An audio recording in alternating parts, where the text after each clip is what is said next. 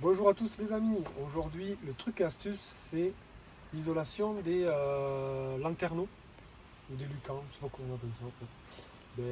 Les fenêtres qu'on ouvre ici au plafond, il y en a une aussi derrière. Donc nous ce qu'on a fait, j'espère que ça vous dit, on a commandé en fait des mousses comme ça sur mesure. Je crois que c'est sur Temu ou Amazon, je sais plus, on a trouvé ça. Alors à vous de chercher, c'est des mousses isolantes. Ça fait 7-8 d'épaisseur, je ne sais pas si on le voit ici, avec un côté réfléchissant et une mousse. Et dedans, c'est une grosse mousse en fait. Hop là.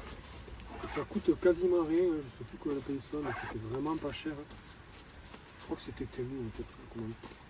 Donc voilà, on a trouvé ces mousses là, je vous montrerai après derrière, qui est à peu près aux dimensions. Donc celle-ci, elle est pas tout à fait adaptée, mais presque à la lucarne, la grande lucarne. Et la petite est un peu mieux déjà. Et tout simplement, et pour les faire tenir, tout simplement, je vais vous montrer. Hop. Donc là, la fenêtre est ouverte, on va la fermer. Ce qu'on a fait, c'est qu'on a mis de l'élastique large. Ça, c'est une bande élastique large, je sais pas de combien il fait 5-6 cm de largeur. Donc là, vous voyez, à 1 an de voyage, on a dû la resserrer, on a dû faire un nœud, parce que ça commençait à tomber un peu en roulant, ça commençait à tomber. Parce qu'effectivement, on le met en roulant aussi parce que ça isole phoniquement quand on conduit. On s'est rendu compte que de mettre la mousse, ça nous enlève le bruit du vent de la lucarne. Donc on le met également comme ça. Donc tout simplement, on a mis cet élastique qu'on a cousu là. Vous voyez que j'ai bien cousu, je sais très bien coudre. On rigole pas. On a fait quelques points là, voilà, ici et ici, pour que ça tienne sur la poignée.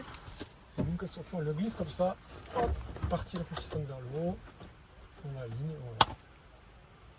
Donc déjà on voit que ça isole au niveau de la lumière, ça isole au niveau du bruit, et cet hiver quand on était en Norvège, Finlande quand même, on a bien senti la différence quand on le mettait ou pas.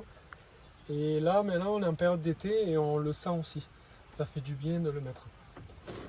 Et la nuit on le met, et en plus on ferme comme ça, donc ça fait vraiment quelque chose d'isolé au niveau de cette entrée ce pont thermique, je dirais, parce qu'il n'y a vraiment rien quand vous regardez ici sur les côtés, c'est vraiment du plastique, et là on est directement à l'extérieur, ça donne directement à l'extérieur, donc niveau isolation ici c'est pas terrible. Allez, je vous montre vite fait derrière. Hop. On fait la même chose ici, pareil, un élastique entre les deux. Celui-ci déjà il tenait un peu mieux parce qu'il fait vraiment la dimension de la fenêtre. Voilà, c'est la même chose. Un morceau de mousse, hop, on le glisse, et voilà. Et après on ferme pour la nuit. Voilà, c'est fini pour aujourd'hui. C'était une petite astuce, j'espère que ça vous donnera des idées pour isoler au mieux ces fourgons qui sont quand même pas terribles au niveau de l'isolation. Je vous remercie et n'oubliez pas de vous abonner. A plus, ciao.